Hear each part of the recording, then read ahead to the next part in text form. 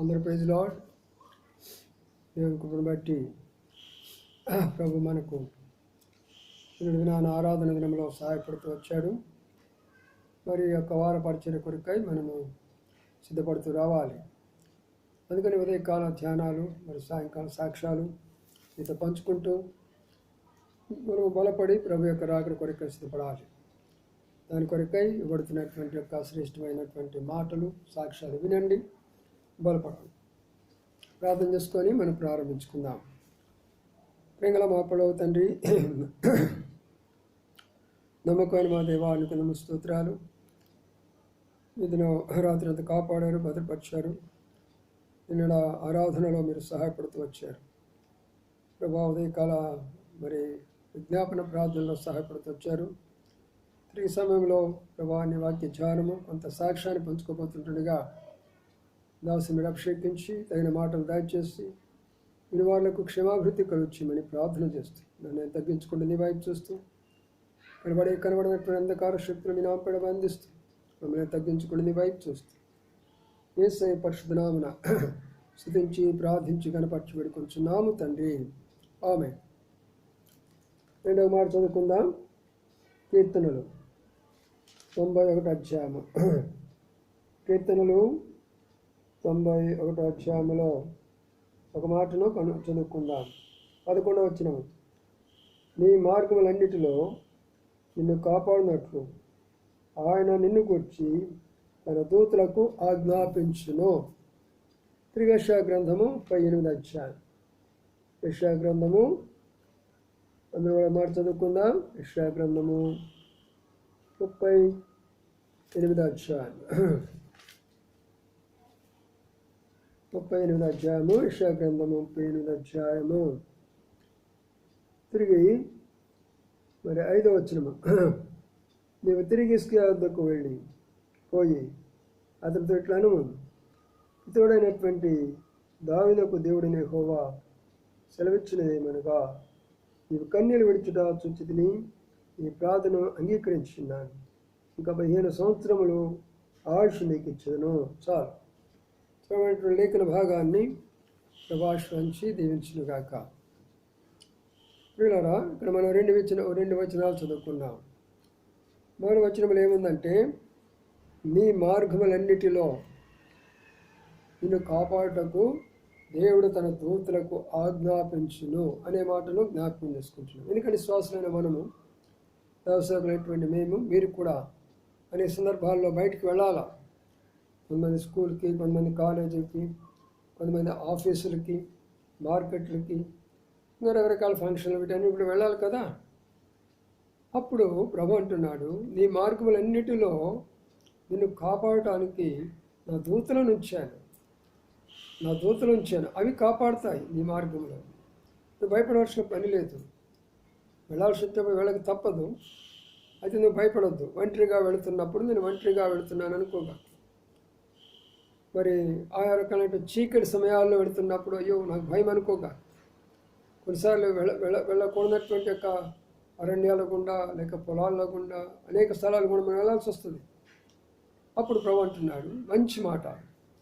ఏమంటున్నాడంటే, నీ మార్గములన్నిటిలో, నువ్వు నడిచే మార్గములన్నిటిలో, నువ్వు వెళ్ళే మార్గములన్నిటిలో కూడా నా దూత నీకు కావలిగా ఉంచి నిన్ను రక్షించే బాధ్యత నా దూతలకు అప్పగించాను. ఎంత ప్రేమ గలవాడు చూసారా, ఎంత దయగల దేవుడు చూసావా, ఎంత మన ఎడల ఆయన యొక్క మనసున్నదో ఒకసారి ఆలోచన చేసుకోండి. ప్రియమైనటువంటి దేవుని బిడ్డలారా, ఆయన ప్రేమ గొప్పది. రెండో మాట కూడా చదువుకున్నాం. హిజ్కియాకు ఒక రోగం వచ్చింది. ఆ రోగం మరణకరమైనటువంటి రోగం. ఇక బ్రతకడం అని దేవుడే తీర్మానం చేసేసాడు. ఆ మాట తన ప్రవక్త అయినటువంటి యెషయా ద్వారా చెప్పాడు హిజ్కియాకు. అయితే హిజ్కియా కన్నీళ్ళు విడిచి ప్రార్థించాడు. యథార్థమైన హృదయంతో ప్రార్థించాడు, వేదనగా ప్రార్థించాడు, భారంగా ప్రార్థించాడు, విశ్వాసంగా ప్రార్థించాడు, పట్టుదలగా ప్రార్థించాడు. అయ్యా, నేను నీ కొరకు జీవించిన జీవితము, పడినటువంటి కష్టము, నీ ప్రజలను నీ మార్గంలో నడిపించిన విధానం, మరి నీ ప్రజలను ధర్మశాస్త్ర ప్రకారం నడిపించిన విధానం, నేను పరిపాలించిన నీతి పరిపాలనంతను చూస్తున్నావు కదా, నేను దయతో జ్ఞాపకం చేసుకోమని హిజ్కియా ప్రార్థించాడు. ఆ ప్రార్థన దేవుడు ఆలకించాడు. నీ యొక్క కన్నీళ్ళు నేను చూశాను, ఆ తర్వాత నీ ప్రార్థనని అంగీకరించాను, నీ ఆయు కూడా పెంచుతుంటున్నాను అని ప్రభు చెప్పాడు. కొన్ని సందర్భాల్లో మన జీవితాల్లో కూడా ఇలాంటి పరిస్థితులు వస్తాయి. మనకు వచ్చిన రోగాలు, మనకు వచ్చిన బాధలు, మనకు వచ్చిన వ్యాధులు, మనం చనిపోయేటట్టుగానే ఉంటాం. అయితే ఆ సమయం మనం ఏం చేయాలంటే ప్రభు దగ్గరికి వెళ్ళి కన్నీళ్లు కార్చి మనం చేసినటువంటి క్రియలను ప్రభుకు చెప్తూ ప్రభు దగ్గర వేదన బాధగా మనం కానీ ప్రార్థన చేసినట్లయితే ఆ ప్రభు తప్పనిసరిగా మన ప్రార్థన ఆలకిస్తాడు. ఈ రెండు విషయాలు ఎలాగ నా జీవితంలో జరిగినాయో మీకు క్లుప్తంగా చెప్తాను. సమయం ఉంటే రెండు చెప్తాను, లేకపోతే ఒకటే చెప్తాను. మీకు ముందుగానే చెప్పాను, 2001లో 2000లో దైవజనుడు భగత్ సింగ్ గారు చనిపోయినారు. ఆ తర్వాత మేము హైదరాబాద్ వెళ్ళామయ్యా అన్ని విషయాలని చెప్పాను. 31 రాత్రికి మరి అక్కడ మాకు వచ్చిన పరిస్థితిని బట్టి నా స్నేహితుడు ఆంజనేయులు గారు ఈ లోకయాత్ర ముగించడము, నేను రావడము, ఆయన సమాధి కార్యక్రమాలను చేయటము, ఆ తర్వాత సైకలాజికల్గా నేను చాలా ఎఫెక్ట్ అయిపోయానని కూడా మీతో చెప్పాను.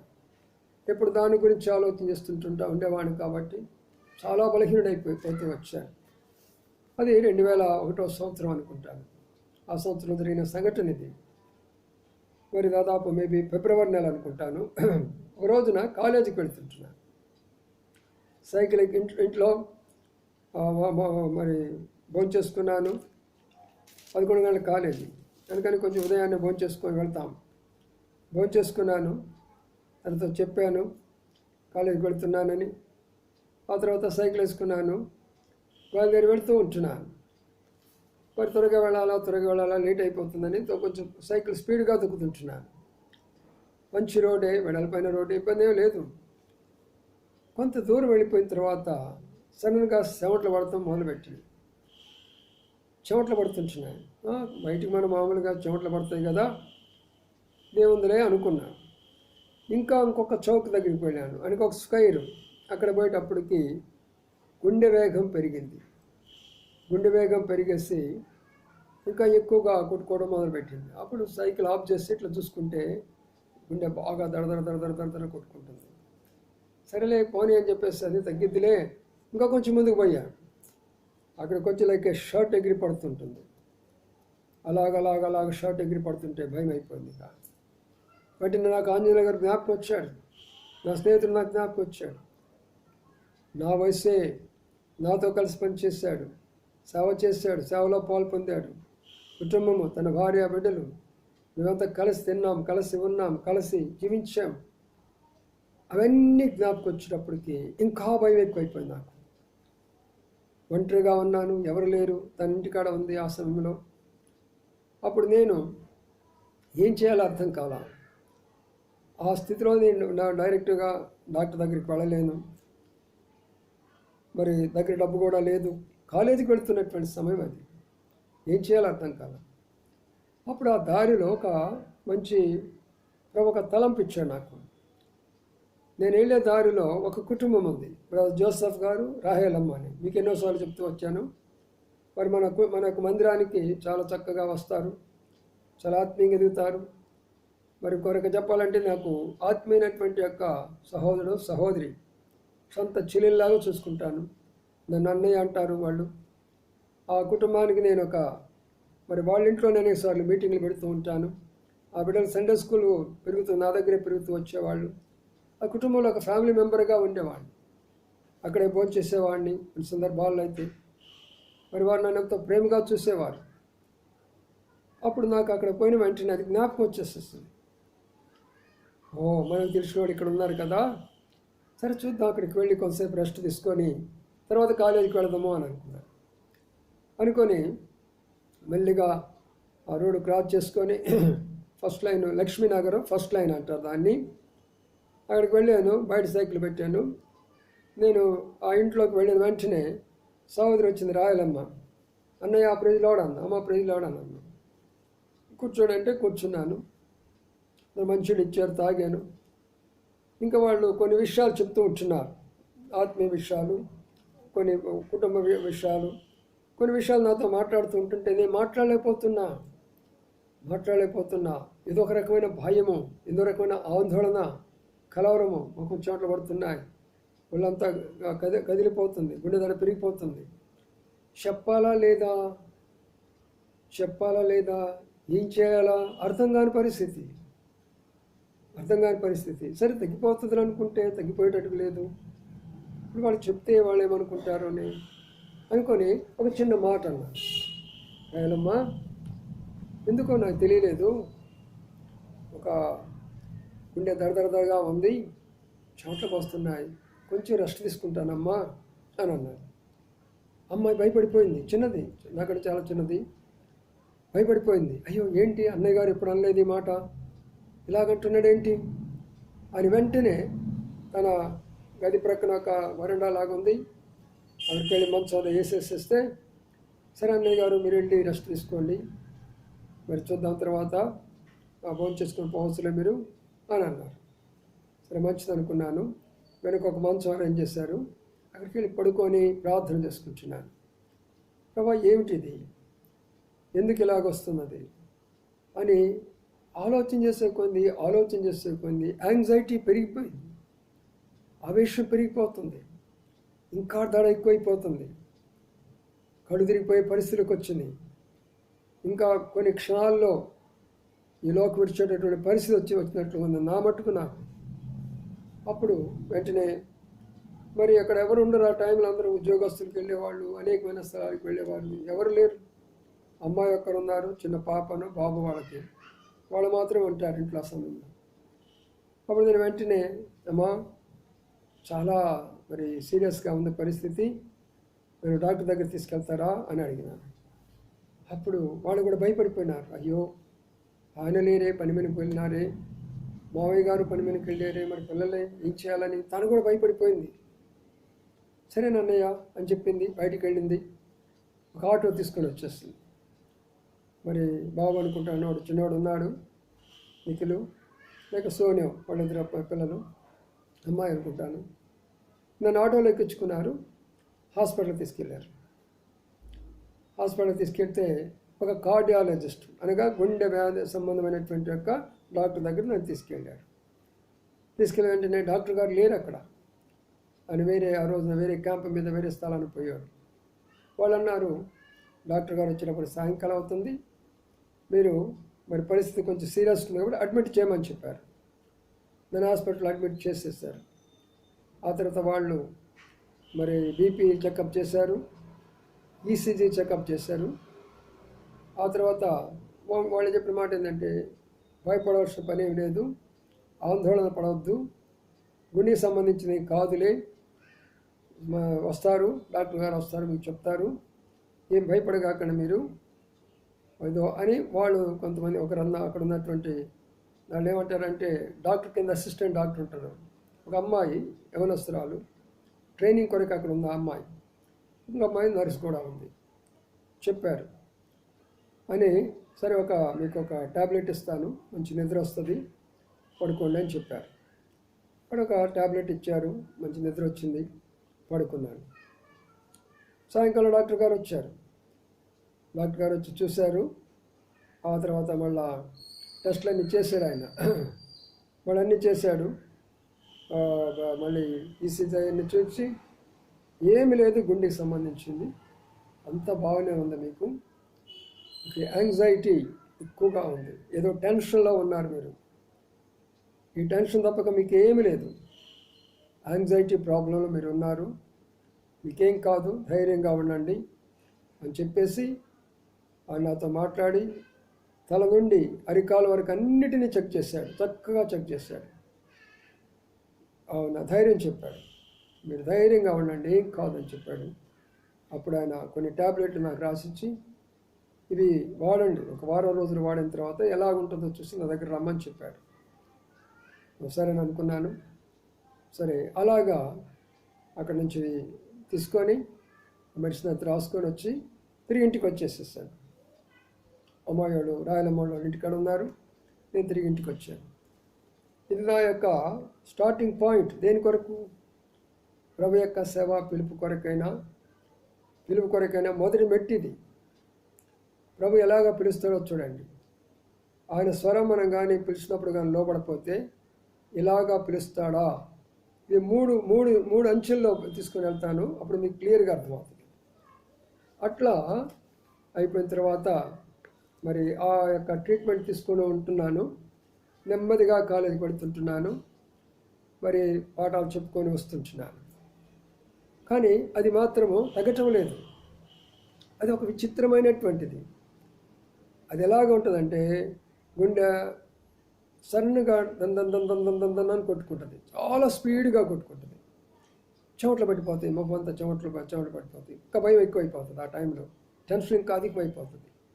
మళ్ళీ కొంత సమయానికి నెమ్మదిగా తగ్గిపోయినట్టు ఉంటుంది. ఆ తర్వాత గుండె మీద నీళ్లు అలాగా పారాడినట్లు వినపడుతూ ఉంటుంది నాకు. అంటే బ్లడ్ ఫ్లోయింగ్ అనమాట. బ్లడ్ ఫ్లోయింగ్ అలా అవుతూ ఉంటుంది అనమాట. అందుకనే అది దానికి ఏదో జరుగుతున్నదిలే అనుకుంటూ ఉండేవాడిని. ఇంకా మూడో విషయం ఏంటంటే ఆక్సిజన్ అందేది కాదు. నడుస్తూ ఉండేవాడిని, కానీ ఉన్నట్టుకుండి ఈ భూమి అంతా కూడా తిరిగిపోయేది. అలాగా మొత్తం ఒక్కసారి ధన్నమనే శబ్దం చెవులకు వచ్చేది. ఈ మొత్తం అంతా అలాగ ఒక్కసారి ఇట్లా ఊగిపోతూ ఉండేది ప్రపంచం అంతా కూడా. నేను కూడా అలాగ ఊగిపోతూ ఉండేవాడిని. ఏమిటిది? సరే, ఆ డాక్టర్ అయిపోయినాడు. రెండో డాక్టర్ ఉన్నారు, నటరాజన్ గారు అని. ఆయన మరి సర్జన్ గారు. కడుపులో కానీ గ్యాసెస్ కానీ మరి అలాంటివి ఏమైనా ఉన్నాయేమోనని చెప్పేసి ఆయన దగ్గరికి వెళ్ళాము. ఆయన పూర్తిగా చెక్ చేసేసేసి, ఏం లేదు, నీకు కొంచెం అసిడిటీ ప్రాబ్లం ఉంది, గ్యాస్ట్రిక్ ప్రాబ్లం ఉంది. ఆయన చాలా పేరు మోసిన డాక్టర్. నటరాజన్ గారు అంటే నాగపూర్లోనే పేరు మోసిన డాక్టర్ గారు. ఆయన మెడ్రాస్ మంచి సీనియర్ సర్జన్. ఆయన ఏమి లేదు, తగ్గిపోతుంది, మీకు ధైర్యంగా ఉండండి అని ఆయన ఏం చేశారంటే కొన్ని టాబ్లెట్లు రాసిచ్చాడు. గ్యాస్ట్రిక్, అసిడిటీ, ఆ తర్వాత కొంచెం నిద్ర కొరకు కూడా. సరే, ఆయన దగ్గరికి వెళ్ళాను, ఆ ట్రీట్మెంట్ తీసుకుంటున్నాను. అయినా కూడా తగ్గటం లేదు. అది వస్తుంది పోతుంది, వస్తుంది పోతుంది. మరి తను పిల్లలు ఏం చేయగలరు?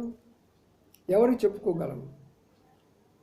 వచ్చినప్పుడు భయపడి ప్రార్థన చేసుకుంటాము, తను కూడా ప్రార్థన చేస్తుంది. బిడ్డలు ఉంటారు, ఏం చేయాలో అర్థం కావటం లేదు. ఇలాగా నాగపూర్ పట్టణంలో దాదాపుగా పెద్ద డాక్టర్లు అనుకున్న 15 మంది డాక్టర్ల దగ్గరికి వెళ్ళాను. ఒకరు కాదు, ఇద్దరు కాదు, 15 మంది డాక్టర్లు చూశారు. అన్ని రకాల టెస్టులు అయిపోయినాయి. బ్రెయిన్ దగ్గర నుంచి అరికాల వరకు అన్ని టెస్టులు, ఎక్స్రే కానీ ఎకో కానీ, ఏ టెస్ట్ అయ్యి ఆ టెస్ట్ కాలేదనకుండా అన్ని టెస్టులు చేశారు. నాకు ఏ డాక్టర్ చెప్పినా ఏమీ లేదంటారు. ఏ డాక్టర్ చెప్పినా ఏమీ లేదంటారు.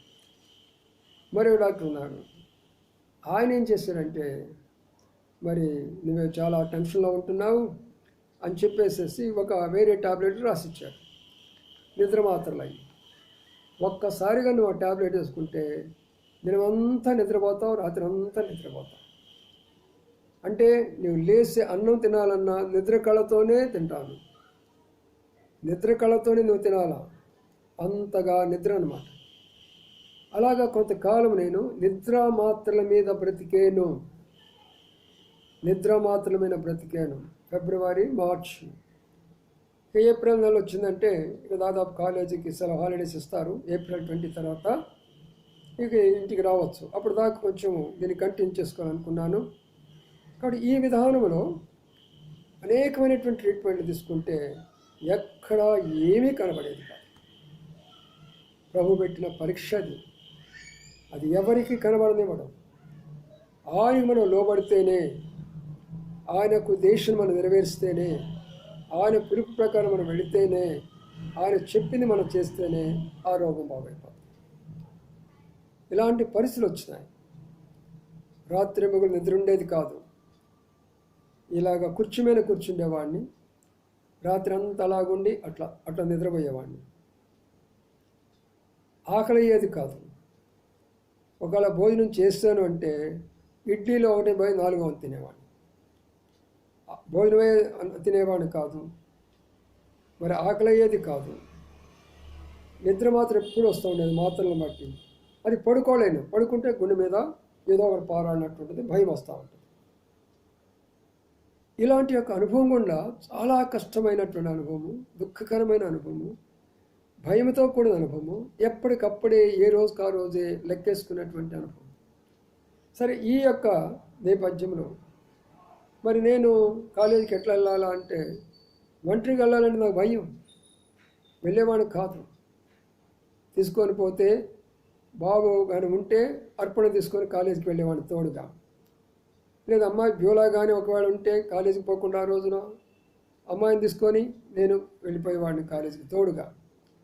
లేకపోతే చిన్న అమ్మాయి ప్రిసీ ఉన్నా కూడా ఆ అమ్మాయినైనా వెంట పెట్టుకొని కాలేజీకి తోడు ఉండాల్సిందే, చిన్న బిడ్డ అయినా ఎవరైనా. ఇంకెవరు లేకపోతే తననే తీసుకొని పోతాను, నా భార్యనే తీసుకొని కాలేజీకి వెళ్ళేవాడిని, నా పీరియడ్ వరకు చెప్పుకునేవాడిని, జాగ్రత్తగా తిరిగి వచ్చేవాడిని. అట్లా 3 నెలలు చాలా బాధపడ్డాను.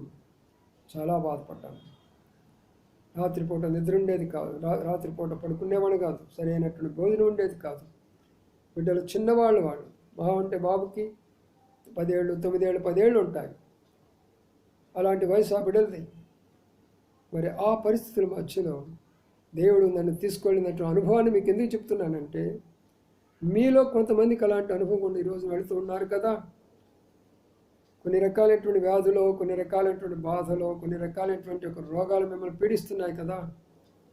అలాంటి సమయంలో ప్రభు మనకు అనుమతిస్తాడు అనేది మీకు చెప్పాలనేది నా ఉద్దేశం. అయితే అప్పుడు ఎప్పుడు కూడా కన్నీళ్లు గార్చి ప్రార్థన చేసుకునేవాడు. తాను ఎప్పుడు కన్నీళ్లు గార్చి ప్రార్థన చేసేది. నా మంచు ప్రక్కన ఉండి ఎప్పుడు ప్రార్థన చేస్తుండేది. నేను ప్రార్థన చేసుకునేవాడిని. బిడ్డలు చిన్నవాళ్ళు, వాళ్ళకి ఏం అర్థమైపోతాయి. అలాగా చాలా అవస్థలపడ్డాను. అవస్థలపడి 3 నెలలు అయిన తర్వాత ఇక లాభం లేదులే, ఇది మన పని అయిపోయినట్టుందిలే, సెలవులు వచ్చేసినాయి కాలేజీకి. అప్పుడు సరే మనము ఆంధ్రాకి వెళ్ళిపోయి ట్రీట్మెంట్ తీసుకుందాం అని చెప్పేసి అక్కడి నుంచి బయలుదేరి ఆంధ్ర రావడం జరిగింది. ఆంధ్రప్రదేశ్కి వచ్చాము. వచ్చిన తర్వాత మళ్ళీ ఇక్కడ అదే వ్యాధితోటి మరి అనేకమైనటువంటి స్థలాలు, చీరాలేమి, గుంటూరేమి, విజయవాడ ఏమి, మెడ్రాస్ ఏమి, చివరికి హైదరాబాదు, ఇన్ని స్థలాల్లో తిరిగిన తర్వాత ప్రభు కొంత కృపించాడు. అది రేపటి దినాన మీకు తెలియచేస్తాను. అది కూడా చాలా వేదనకరమైనటువంటిది, బాధకరమైనటువంటి విషయాలు ఇవన్నీ కూడా. ఎందుకంటే ప్రభు యొక్క పిలుపుకి మనం లోబడాలి, ప్రభు యొక్క కార్యాలు మనం చేయాలి, ప్రభు చిత్తంలో మనం ఉండాలి అన్నప్పుడు ప్రభు అనుమతించిన ప్రతి దానికి మనము సిద్ధంగా ఉండాలి. అందుకనే ఈ పరిస్థితుల మధ్యలో 2వ వాక్యం ఎలాగ నెరవేరిందో రేపు చెప్తాను. హిజ్కియా, నువ్వు కన్నీళ్లు విడుస్తూ నేను చూశాను, నీ ప్రార్థన నేను అంగీకరించి ఉన్నాను, ఇంకో 15 సంవత్సరాలు నీకు ఆయుష్ పొడిగిస్తాననేది ఎలాగ నెరవేరిందో ప్రభు చిత్తమైతే రేపటి దినాన ఈ సాక్ష్యాన్ని మీతో పంచుకుంటాను. అక్కడ ప్రార్థిస్తూరండి. మళ్ళా తిరిగి ఈ విషయాలు మీకు ముగింపుగా చెప్తా వస్తున్నాను. నాకు పరిచయం ముగిస్తున్నాను, దాదాపుగా చివరిలోకి వచ్చేసాము. ఇప్పుడు 2-3 ఎపిసోడ్లో అయిపోతుంది మన యొక్క సాక్ష్యం. ఆ తర్వాత మళ్ళా ఆంధ్రప్రదేశ్కి వచ్చిన తర్వాత ప్రభు ఏమేమి చేశాడో, ఎలాగ సేవా జీవితం నడిపించుకుంటూ వచ్చాడో తర్వాత పంచుకుందాం. ప్రార్థన చేసుకుందాం. ప్రేంగల మా పొడవ తండ్రి, నమ్మకమైన మా దేవానికి స్తోత్రాలు చెల్లించుకుంటున్నాం.